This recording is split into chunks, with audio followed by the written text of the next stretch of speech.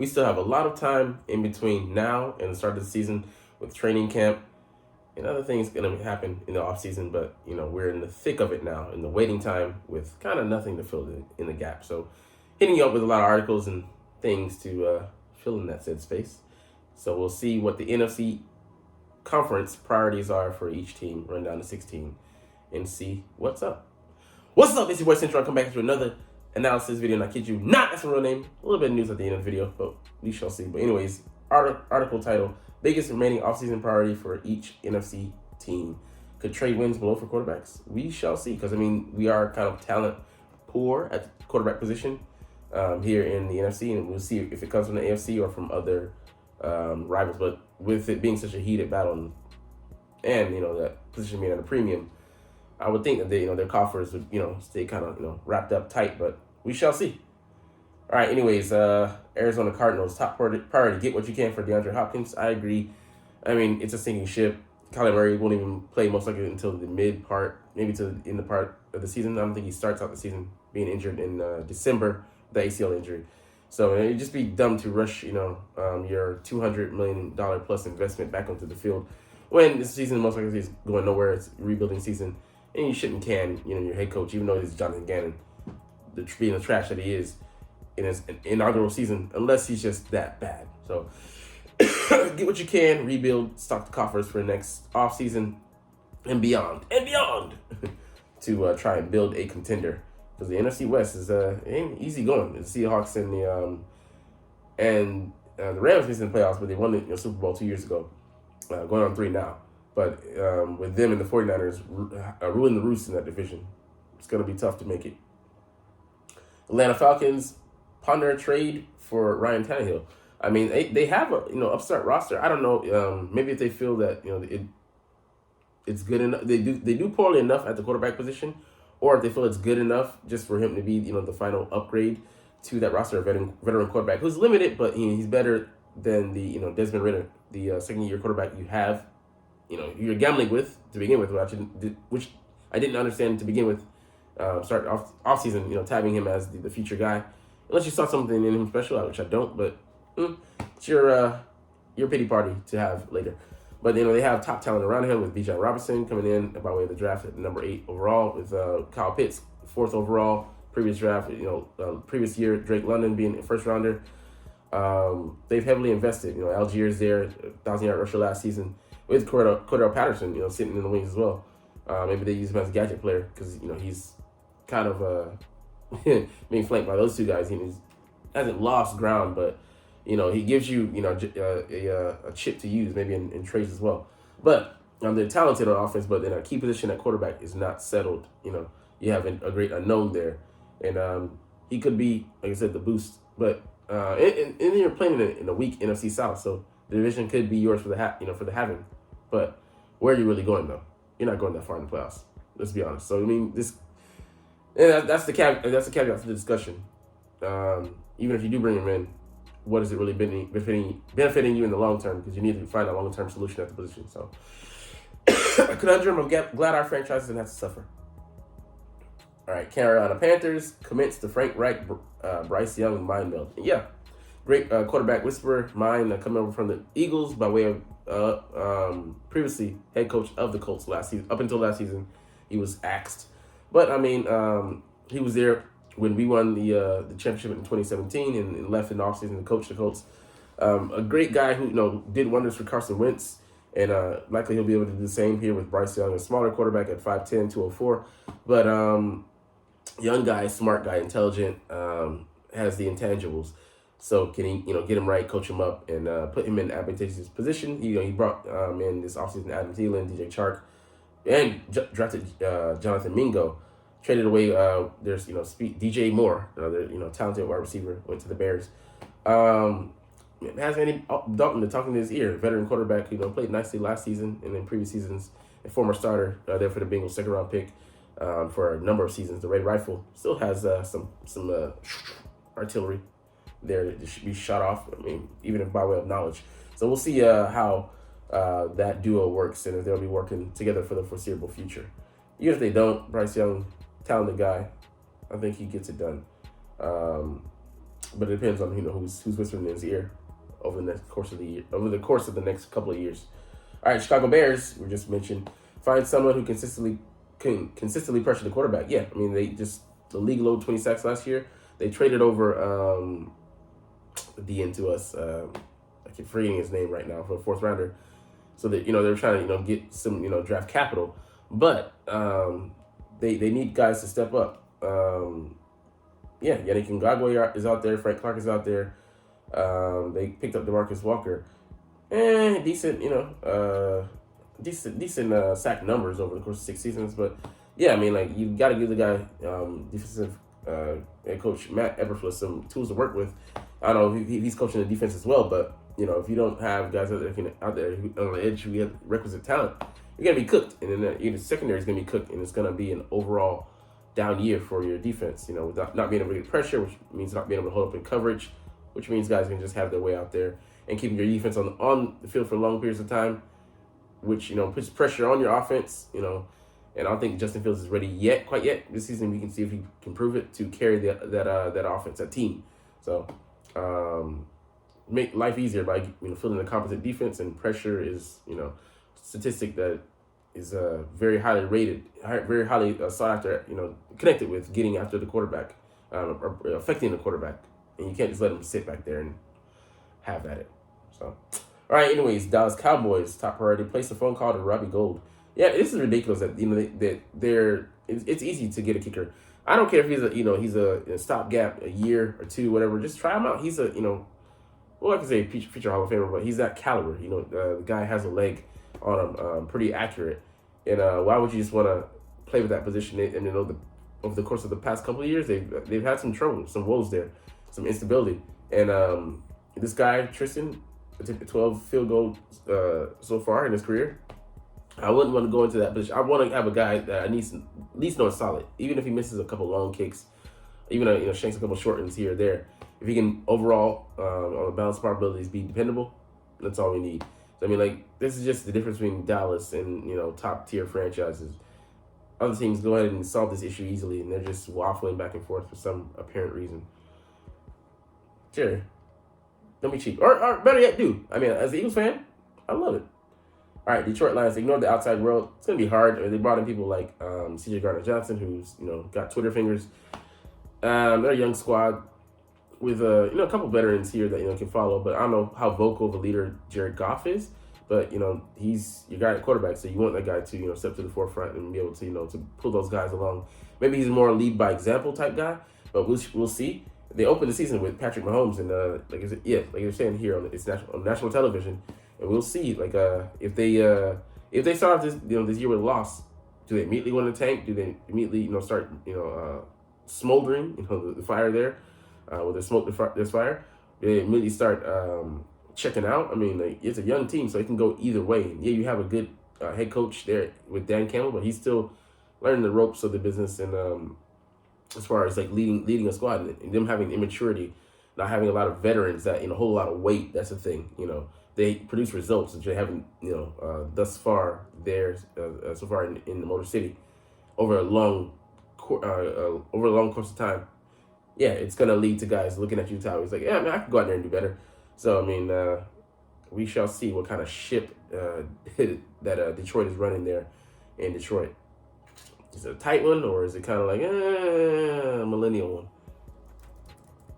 All right, next. The Green Bay Packers, a trusty weapon for Mr. Love. Yeah, can he find a guy that he mind melds with, as he mentioned above with Frank Reich and Bryce Young? It's important for the quarterback's development. Usually it's a guy like a tight end, maybe a back, outlet. But yeah, he has a plethora of weapons on offense. Christian Watson, Romeo Doubs, who's going into I think his second or third year, and Christian Watson as well. I mean, he's going to, I think those who are going into their second years respectively. So can they make the jump? Without a guy like Aaron Rodgers being able to coach him up and tell them exactly where he wants them to be on the field, this guy is stepping into his ascension. Well, we'll see if it's one or if it's a short one, just a step up, and that's it.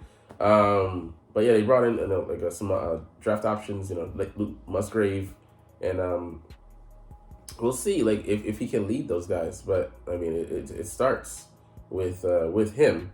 But does he have the maturity, the understanding, the grasp on the offense to be able to tell guys where he wants them to be, where he needs them to be, or is he gonna have to figure out on the fly, or does he have some kind of idea but not a complete picture? So, I mean, it's gonna be a lot of responsibility is gonna be shoved on the shoulders of Mr. Jordan Love, Mr. Love, and we shall see if he's gonna be feeling the love at the end of the season or fucking heartbroken. All right, Los Angeles Rams keeping open mind on moving Matthew Stafford. Ooh, this is interesting. So I mean, yeah, it's the play either for the immediate or the future.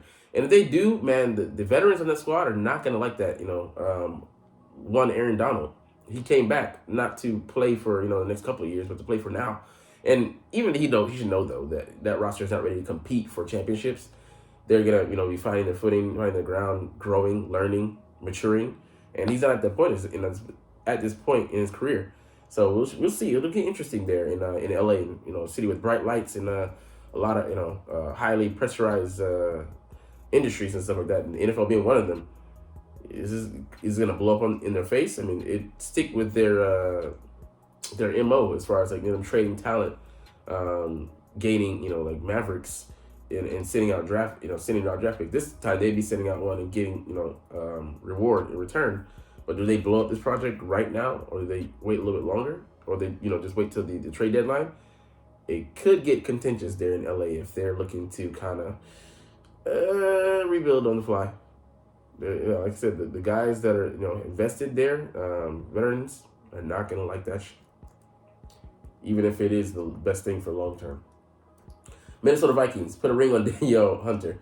I mean, yeah, they extension. I think they're just trying to wait, like you're saying here, post-June releases of Dalvin Cook. So they have a couple things in place. They're kind of trying to let things settle and figure out what they're going to be doing at other positions and seeing where their overall picture is going to be. How their money's going to be looking. They don't want funny money. Give them funny money. Because outside, Howie, he's the only one that can use a credit card in the NFL adeptly. All the other guys, man, they're struggling to balance, and they have to go into foreclosure, bankruptcy, for 7 years. So I mean, it's not an easy thing, and they have all these names that shipped out and all that stuff and made space, but they want probably to comfortably make the move, make the extension. They want to even have to entertain it. They want to have a little bit more wiggle room space to operate with. So it's my guess.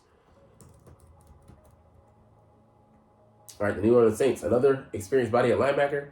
I know they're decent at linebacker, but I mean, linebacker. It just shows you that linebacker is not really one of those positions. They do have a great guy, Demario Davis, and just put another decent guy alongside him, and I think you good. You have 2 solid linebackers out of 3.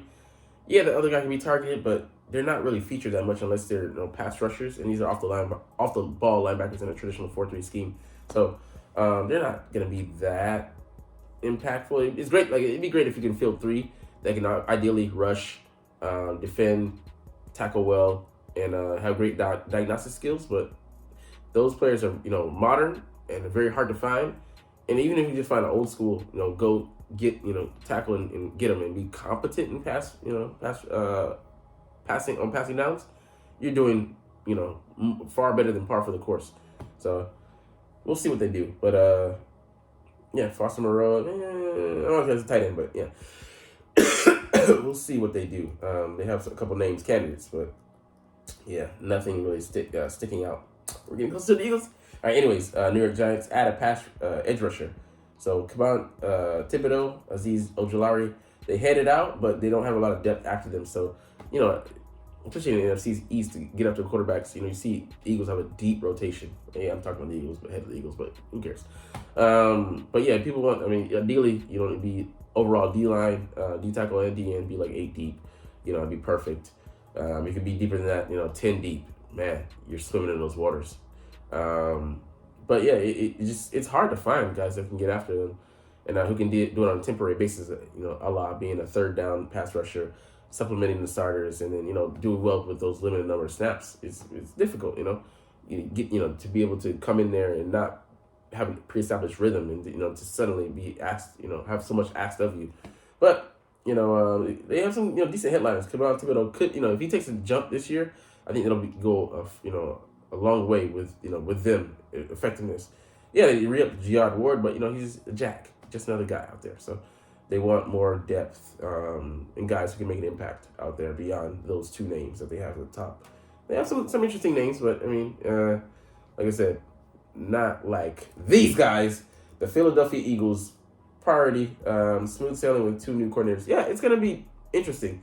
Breaking in two new guys like Brian Johnson.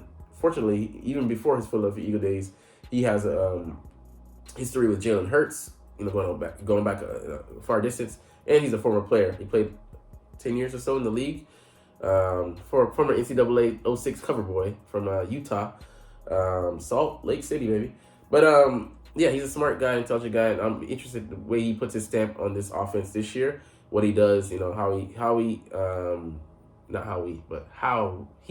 moves Jalen around in not different formations, but like in different plays.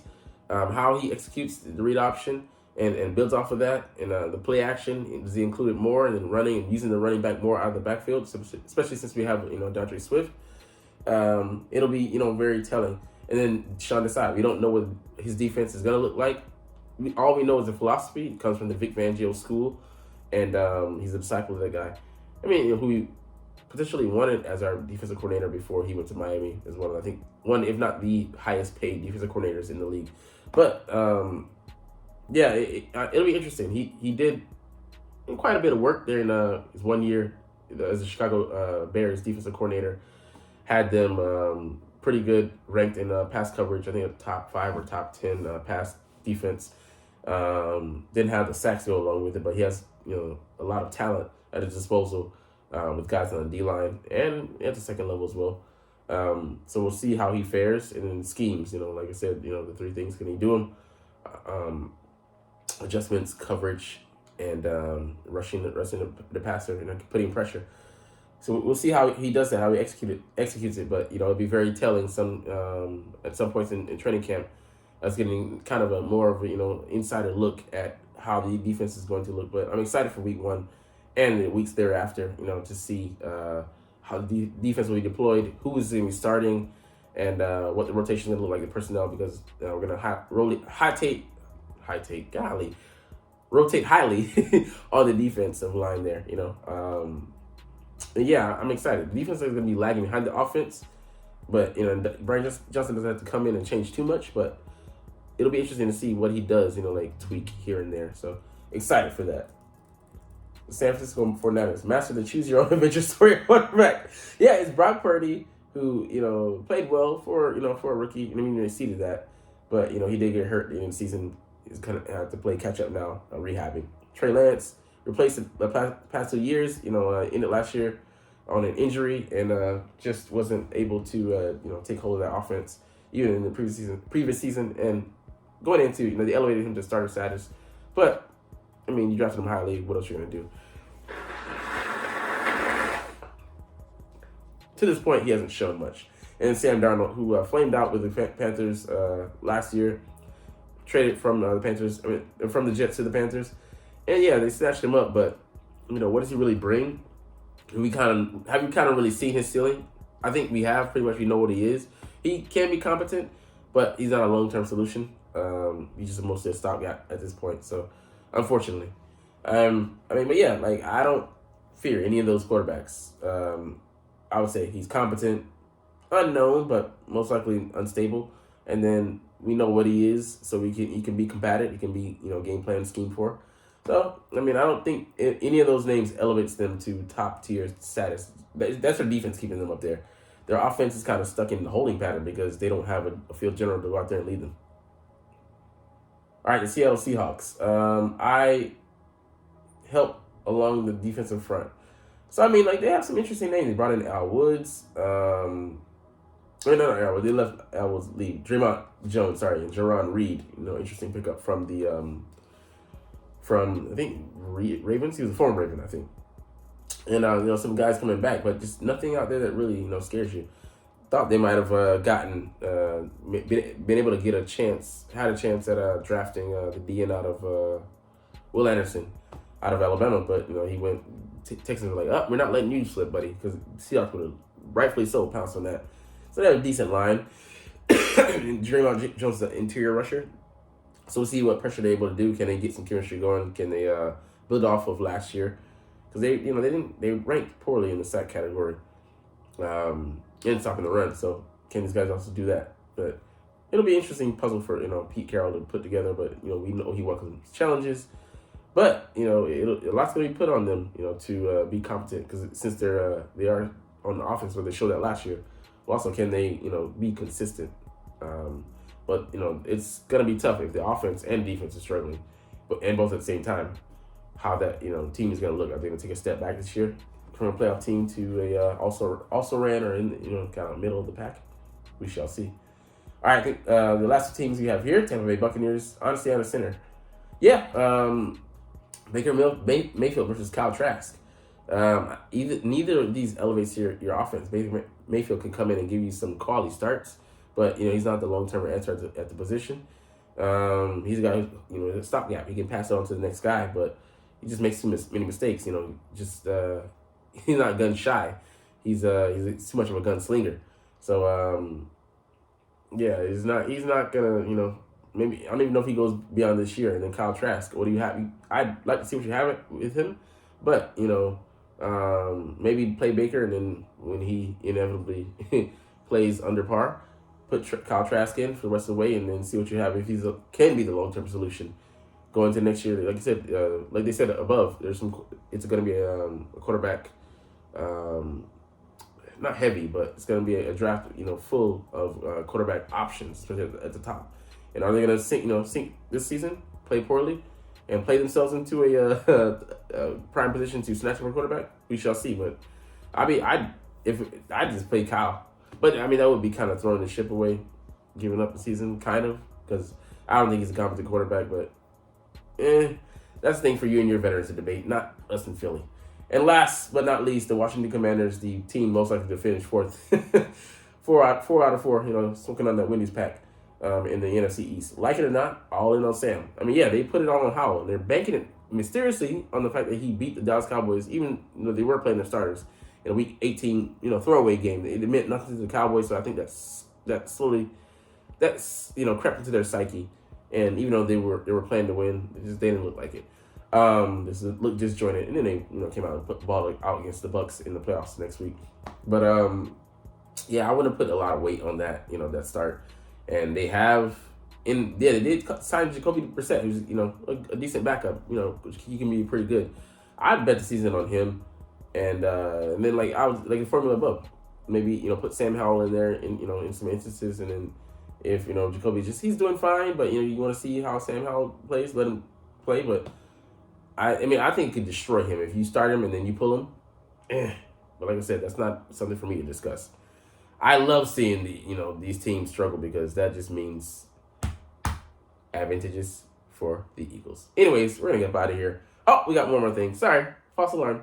Not Alshon Jeffrey. He's on the mind because I'm drinking Joseph Nagata 6'3", 220. Similar measurables, not fast, but more quick and fast. Anyways, AJ Brown almost hit by a car during a charity bike ride. Man, talk about a close shave. He could have, that could have destroyed our season. We would have been in a pinch and having to look for a replacement at running back. Wide receiver. He'd have been seriously injured. So looking out for us on that one. Appreciate you. It was his health overall, but glad that it wasn't innocuously, and he's ready. He's ready to go. So like somebody said, keep him in bubble wrap until the season starts. Makes you want to do that, but you can't do that. You gotta let these guys live their life, and he was actually doing it for a good cause, which just kind of makes it suck. But consider our last video, me and Khalifa. Anyways, we'll end the video there. That's it. We're not gonna look at anything else. Yeah, smart guy, rewarder's kid, all that stuff. Cool. But anyways, you're not even watching though. But it's all good, as always, because it's fly Eagles fly, and let's motherfucking go. Like, comment, share, subscribe if you want. Thanks for watching. Check me out at Cintron, Cintron Anime, Cintron Life, or Cintron Laughs, or other social media.